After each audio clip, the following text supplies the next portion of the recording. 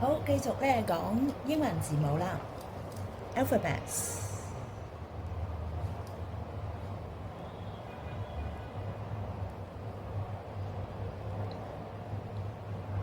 好，咁今次就繼續由 F 字開始啦。F，大街 F，細街 F。好，呢個細街 F 咧，有啲同學仔咧係會寫到好唔明顯嘅喎個頭。佢咧有一啲咧又會嗰條尾會飛咗出嚟嘅喎。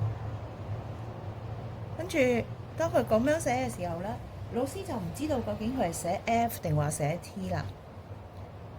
所以咧個 F 個尾咧就係停㗎啦，就唔要再飛起。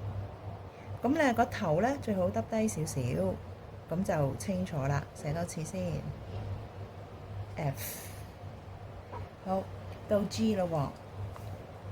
G 係一個大街 C，跟住橫直大街 C 橫直。細街嘅 G 呢係個 O 字，跟住條尾跌落嚟，彎翻上去 G 字係一筆過嘅喎。寫個 O 字再跌落嚟，彎翻上去。好，咁H 咯喎。H 兩棟啦，中間畫嘅。咁咧由左至右寫過去就係一棟橫畫一棟，就係 H 啦。大街 H。咁如果係細街 H 咧，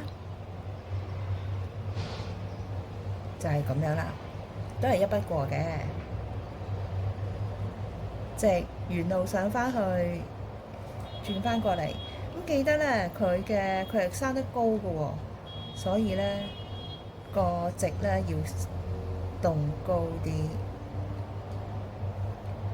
好，咁啊到 I 啦。I 咧有啲同學係會咁寫嘅喎，但係呢一個 I 同細家嘅 L 咧係一模一樣樣。咁為咗分辨佢哋唔同咧，咁就會頭尾加翻一個橫畫仔俾佢嘅 I 橫畫仔。咁咧就好清楚，唔會誤會咗咧佢係 L 啦。好，咁而 I 嘅細街咧就係短嘅直同埋加一點，係喺兩行之間直線再加點，呢個係 I 啦。好，咁如果係單行咁又點咧？單行睇下啦，係 F 係高嘅，G 係高嘅，H 都係高嘅 ，I 係成行佔用晒嘅。好啦，咁如果係細街嘅話咧，佢係生得高嘅喎。喺中間咧有一畫仔嘅 G 咧，佢係一半咁高嘅啫，條尾係跌落嚟。G 一半咁高，有條尾。H 係生得高嘅，沿路上返去拉過嚟。好 I 咧都係一半咁高嘅，加一點。好啦，咁特別留意咧就係 I 記得啦，要加一點俾佢喎。咁好似個Hi 字咁啦 ，Hi。好，寫完 I 字記得要加一點啊！如果唔係，你就寫錯咗嗰個 I 字㗎啦。好，呢個咧就係 Hi 啦。咁特別留意就係個 F 字啦。個 F 字咧有啲同學仔會寫到咁樣，就唔知係 F 定係 T 啦。因為咧佢個頭又耷得唔夠低，個尾又多咗個 O，所以咧 F 就要寫得好啲啦。